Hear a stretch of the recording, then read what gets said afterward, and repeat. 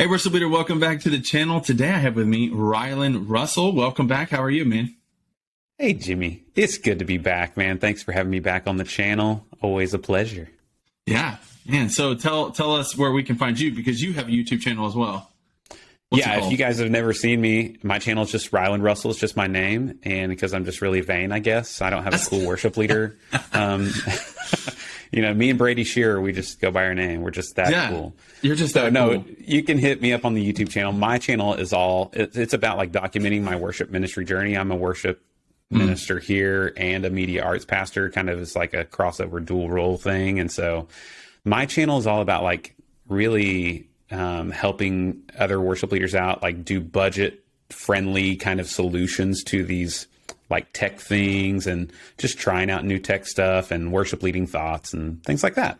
Yeah, it's terrific. I love it. You guys should go subscribe, and I'll try to link it down below. Yeah. So, I hit up Rylan, a couple weeks ago, and I was like, hey, let's record a video. And I spit out work-life balance for worship leaders. And I don't know what made me say that. And we both kind of had the same thought that we're both 38 years old. We both have kids. We're both at like the max capacity of our lives. We need this video more than we are qualified to make this video. That's how we are both feeling at the moment. But I think there will be value here, because I think we know things maybe that we need to implement, and maybe this will be beneficial for people. And we can discuss some things just to help this, because it can be a real problem, especially for those of us that are here in America that have this. We elevate hustle. Hustle is like, there's t-shirts and hashtag hustle life. And there is an aspect of that that's motivating for someone who is like more on the lazy side. And I can say, depending on what it is, that could be me. But then when I'm into something, I'm like one track mind. I'm into it all the way, and I can get very narrow focused. And so, let's just talk a little bit about that. What is your bent? Are you more hustle? Are you more lazy, or is it just depend on what it is?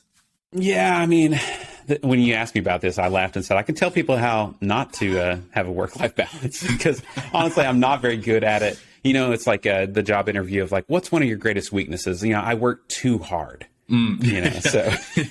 Yeah, but I am working on it, man. And early on in my life and my marriage, really, whenever I first became full-time ministry, it was a point of conflict and just trying to figure out that balance, that communication. I'm the guy who would, I take my work home with me. These MacBooks are amazing because they're so portable, but they're also a curse at times.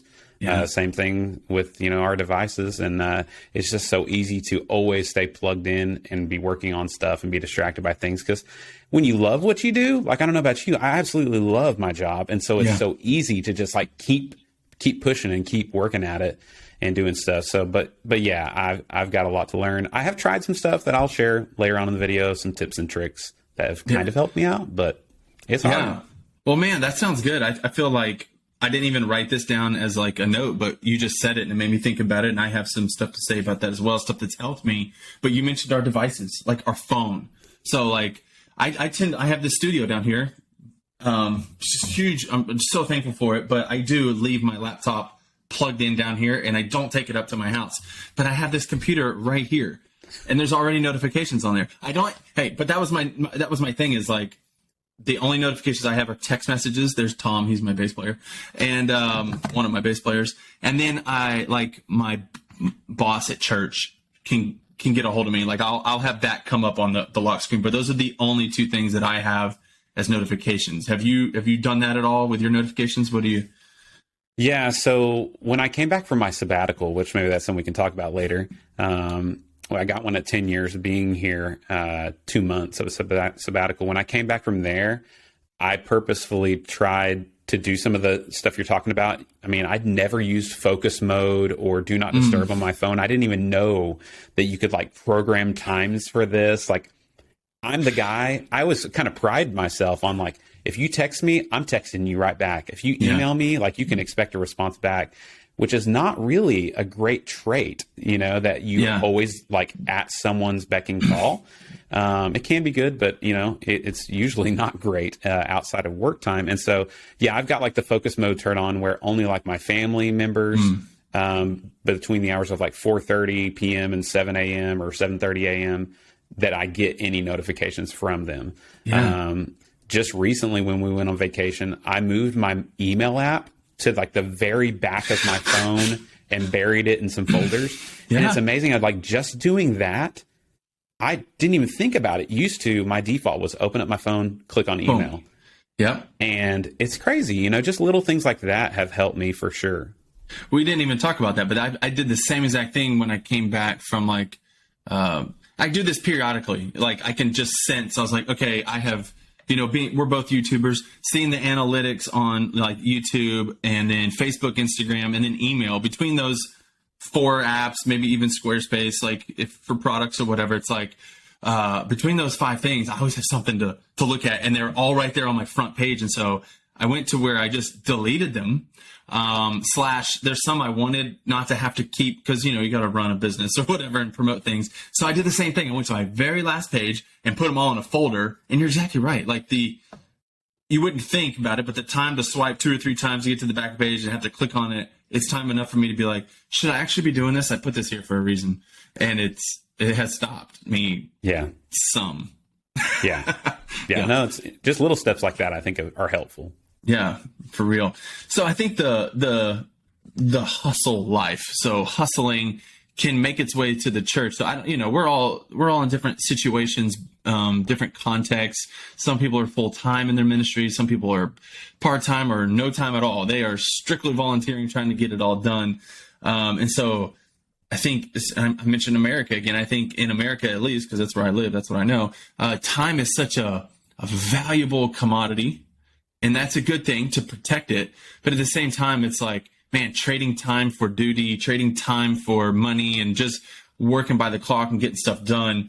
Depending on your role, you know, it's that you may have to turn in a worksheet and say what you have to do every minute of every day or every hour or whatever. And if that's what you got to do, that's what you got to do. But I think no matter what context you're in, I think you can do it in a way where the hustle culture is not dominating you. Yeah. So I surveyed actually some people on my YouTube channel. I just put out, you know, you can do the survey in the community tab. Oh, yeah. And 231 people responded. And I asked them, like, where are you in your work-life balance? Do you protect your days off? You know, are you usually working your days off? 49% of them said that it's either rare or unheard of for them to take a day where they don't do any work. And only like 23 people of those that answered said that they actually protect their day off. Like it's kind of this almost cancer in our church. And it's almost this expectation, I feel like, that we put on ourselves that for us to do a good job means that we pride ourselves on, yeah, I'm here at church before anybody else, you know, first in, last out, you know, and at what cost? I was talking to some of my worship leader friends here in town yesterday. We went and had coffee. We do that once a month, which if you don't do that, go do that. It's a good thing with guys local. And I was asking them, like, what tips do you guys have? And we were laughing about how we're not great at it either. But one of them said, Christian said, one thing he heard a long time ago was if you're going to disappoint someone, make sure it's not your wife or your kids. If you can choose to not disappoint someone, those are the people you don't want to disappoint with your choices and your time and the way you value things. Well, I got to go. That was good. Boom. Yeah, no, for real. I mean, I feel that all the time. Carey Nieuwhof, who's like the guy, the guru of all things. If you want to know how to do something, you just Google Carey Nieuwhof. What did he say about this? He actually, in his last book, we've talked about it as a staff a lot about just like using your time where you're like at your peak hours of production and things like that. But I thought it was interesting when he talks about work-life balance, he talks about just like being fully engaged in whichever thing you're at. And I think that I struggle with that a lot because our work and life overlap so much. We joke around because I told you I'm not very good at work-life balance that essentially our family had to resort to having my wife actually work here at the church with me. So we actually see each other. But I kind of resonated with that idea of like being fully engaged in whichever part you're in, because even here at my job at the church, when I'm here, I can get so distracted by life, which, you know, and then I go home and then I'm distracted by other things, YouTube, you know, other side hustles that I've got doing, you know, just trying to provide for your family. That my greatest struggle and the guilt that I feel has been those hours between 4:30 p.m. and 10, that you have this tiny sliver that I'm supposed to all of a sudden be an amazing dad, an amazing husband, chip in around the house, do all these things, be a spiritual leader, and take my kids to soccer and do all the other things too, and at the end of the day, you're just like, how do I do all this and manage this so the way that I'm supposed to and the way that God says to? And there is a scripture that I did come across, Psalms 127, that says this. It says, in vain you rise early and you stay up late, toiling for food to eat. And it's like, at the end of the day, how much is enough? What is contentment? All these questions that I ask myself, that I'm not saying I'm good at any of this, right? But you lay your head on the pillow at night and you think about these things. Yeah, man, that's so good. And I think our position as worship leaders is so difficult because not only, like you said, I mean, you just even talked about life, but just think about the job of a worship leader. Like, we get in real deep technically with Pro Presenter and Ableton and live streaming and all these different things that we have to become experts at. At the same time, we have to be good leaders and develop a team and speak properly and lead them well. There's a lot just in the job. And then you got to be a good employee, and you got to deal with people who come up and tell you not to wear a hat on stage, and the things we were just saying off camera. It's a lot. And then to set all that down, and then, like you say, go be a good dad, a good husband, and do life. Man, that key wisdom of if you're going to let somebody down, let it not be your wife or your kids. That's gold. That's worth a like on the video. Yeah, exactly. I think that a lot of times it can be your work environment too can influence this. So if you're not in a healthy work environment, you may need to have some hard conversations. It was funny. We have been, as a staff, going through a process with a consultant, the Unstuck group, which has been really cool. But our very lowest score of all the things, we're a very healthy staff. Yeah. But the one thing was, do we practice Sabbath as a staff individually? And it was everybody was no, we're horrible at that. Right. But yet one of our core values that's on the wall, right? I can see it through my door here. It says that family is our first ministry and ministry is our second family. So we have that value, and we are supported. We have freedom to do these things, and we're not working 9 to 5 and clocking in, clocking out. Yeah. But it's just, we're all just we love what we're doing. But I think, it's easy to think, because we're doing something good with our time in ministry, that it, we can get out of balance.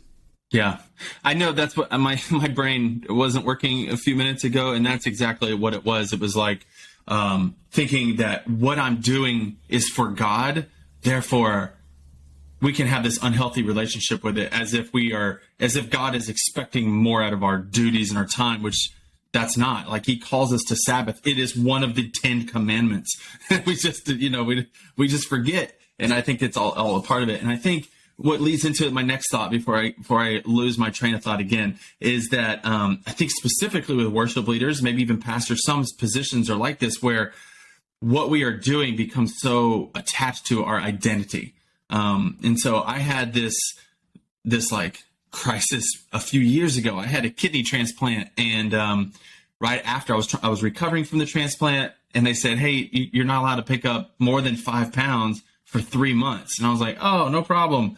Until I started thinking about what's 5 pounds. My camera is probably almost 5 pounds. My guitar case was 20 pounds with the guitar in it. It depended on which guitar. My acoustic was 7 or something. And I was like, I'm not allowed to play acoustic guitar. What am I going to do? And so anyways, it was all this stuff. And then I had 2 bonus surgeries. So for 9 months, I wasn't allowed to pick up more than 5 pounds. And so I had to leave without guitar. And I just was really pondering, I think God was teaching me in that moment that it's if I never picked up a guitar again, I would still be valued in the kingdom of God. It was a terrifying thought, but it relieved me almost to realize oh yeah, I'm a child of God, whether I'm singing on stage or if I'm a worship leader. And that really released me from having to do so much, because God's still going to work. Yep. Yeah. When I came back from my sabbatical, I realized more than ever that I'm so replaceable, and I should be. That's part of our goal, right? Is to replace ourselves and replicate ourselves. But I just want to like hone back in on that idea of like family being our first ministry, I think that unless I truly believe that, work and life balancing, it just won't happen. Because I mean, I've got my kids, my oldest is 13, so he's going to be in my house for 5 more years. You know, you think of just the window, this tiny window you have, and it's not just ministers. Like we started a group with some of our friends, and we were doing this. We were actually trying to create this thing called Life on Purpose for the family, and it's basically based off this traction model, or like you think of Michael Hyatt's like full focus planner, goal setting, all these things that you do for your personal life, but doing that instead for our families, and like having our kids set goals and like think about like, what do we want to do with our lives as a family? What do we value as a family? And then, you know, from that, that's fizzled out a little bit just because of life, but it's some of those core things have carried on, like just the fact that we have a family calendar that my wife and her share these things, and we're calendaring out even things like, you know, things with our family. So that way it's on the calendar, it's got a spot. It's not just my work stuff that's part of my actual planned out things, and then family gets the rest of it, you know? So, yeah, that's been helpful, but I don't know, man, it's not hard. And I just want to know, like, if you're out there and you're watching this video, you've made it this far, like, do you have any tips? Share it with us. Yeah. Or, you know, are you one of those that's like, me too? Like, I'm there. I feel like there's a lot of us out there that can kind of commiserate around this, and we need to get better. Yeah. So I tried to, you know, shameless plug maybe, but I try to develop products that help people, especially people who are short on time. I want to, you know, maybe something they know how to do, but like if it's valuable for someone just to do it for you so you can get to more important things. I developed a worship planner that really helps me stay focused on the things. And so there's like little interactive tabs. I don't have it here to show y'all, but you can check it down in the description. But it helps with kind of what you're saying, like when you can think and get your thoughts down and stay organized with that, and really let your see, this is different than like my Google Calendar. Sometimes my Google Calendar can like take over my life because I'm like plugging in everything. At the same time, it's good because I plug in everything and I'm trying to make sure I have space for it. But sometimes we just need to stay disconnected from the internet, and we can just like a sheet of paper or something, just write down our thoughts and have a chance to be inspired or whatever. And so that's kind of the thought behind this digital planner. So it does have a calendar in it, but it's not like attached to the internet. You can just write down your thoughts. And there's also all these different prompts on how to like stay focused on the things that I know I need to do, and not, like I said earlier, let other people determine what I need to do. And so like pastoring my people is something that I want on the forefront of my mind when I know I can like get sucked in on, all right, I want my Helix to trigger Ableton this week. And it can like, I get all into that. And then like, all right, what's the set list? Who's my band?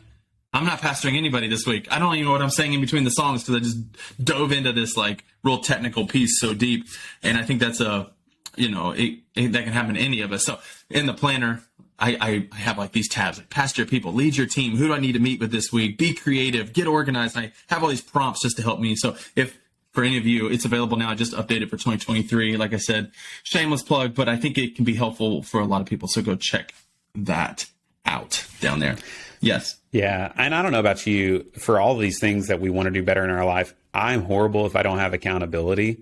And so, you know, we're thinking of it through the lens of like families and kids and wives. And if you're that person, you need to like have these conversations with your wife. I need to probably do that again and say like, how are we doing? Are we out of balance? What do you need from me?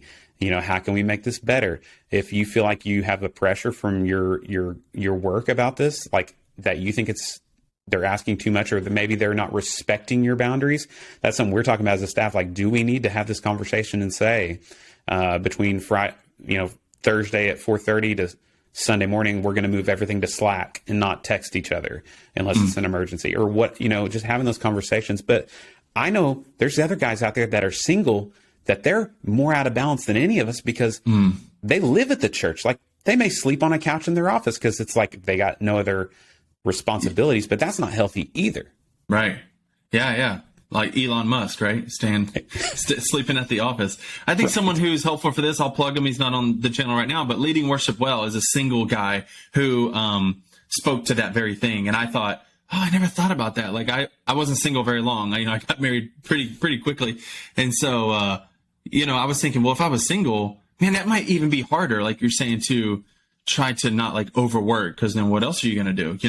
Well, I'm sure, it's like one of those things where there's like a principle out there where if you have time to do something, like the job or the work will fill up that time. There's always something to be done. But for sure. It's one of my other friends was saying, it's like people that can't budget. It doesn't matter how much money you make. If you can't budget, then you're never going to have enough money. If you can't budget your time when you're single, you're never going to, it's not going to get any better. So I don't know, man. I just, I know it's so important. That's why even though I was like, I'm not good at this, we should have this conversation. And, cause it's a little bit of a gut check for me too, just especially moving into Christmas. Oh my goodness. And that's the other thing is like, there's seasons of ministry. This is one of them. Where it's like, okay, we got to push a little bit more right now. But the problem is whenever the season becomes an annual, like the full year, it's no longer a season. It's just your life.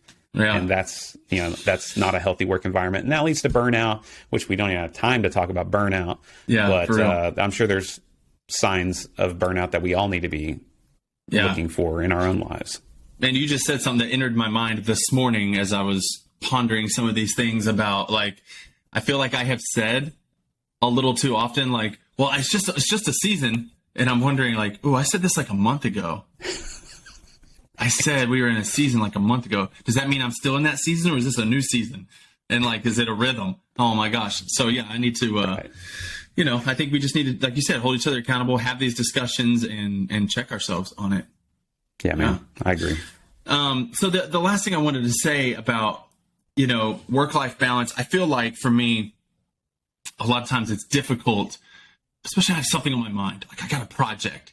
Maybe I'm excited about it too, but I know it's going to take a lot out of me. I know I got to dive into it. I'm very much a one thing at a time. I lose my train of thought a lot. But spending that time with God is something that's like, it's a must. We can't lead people to Jesus that we don't know. And that's what we're doing. We're leading people to him. We're pointing people to Jesus. So we have to do that. And sometimes, just being transparent and honest, it's like, sometimes that's like another thing on the to-do list. Like, oh, I didn't get to that today. It's just like another thing to do. And it's like so far from the truth. Like that's a lie that the Satan's feeding. Like if spending time with my creator who can expound time and make me more efficient and productive than ever. And if I choose not to spend time with him and just try to do it on myself, what makes me think that I'm going to get anything done? And so that's something I try to preach to myself a lot, and I have to do it more and more. I need to do it more and more because sometimes I just forget. I'm like, oh, how many days has it been? Yeah, man. It's so easy to let like our preparation for our jobs replace our relationship with Christ. And I realized when I went on my sabbatical, I was doing that before that, very like to the T. That I was like counting me reading my Bible, studying and learning about songs or the theology, or maybe, having prayer times with my team, allowing that to kind of replace my actual relationship with Christ. And until, again, accountability, until I started being a part of a D group with 3 other guys in my church where I have accountability and they're asking me questions like, tell me what you got out of the scriptures this week, or who, how about that person you talked about you need to witness to, or have you been memorizing scripture, or are you sucking at being a dad, things like that, where I have those guys that I can trust. Until I did that, I was never really able to excel in that and not have our jobs replace our relationship. Yeah. Man, that's good. I hope this conversation has been beneficial for some. I know it is for me. I'm just recapping, like, don't, find the balance between hustle and laziness. Don't let American hustle culture determine or creep into your ministry, because if that's you, it's going to flow straight down to your team, and it's not healthy. Don't see your position as a worship leader, your job is your identity. That can be huge. And then again, spend time with Jesus, like make that a priority. And I'm saying this to myself. I'm going to go watch this video and just watch it and intake what I'm saying to myself. Jimmy, spend more time with Jesus. I know, man. And we could go on and on for days. One improvement I have made that's helped me with this is I was the king of, if I had an idea or a new piece of gear or something I wanted to try at church, I for some reason thought I need to get this done by this Sunday.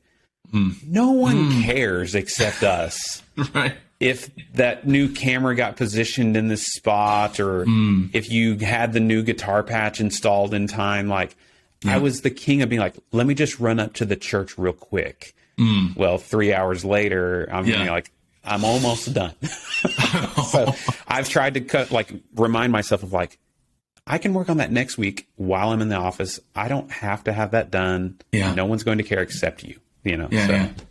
That's good, man. Thank you for coming on the channel. We'll do it again for sure.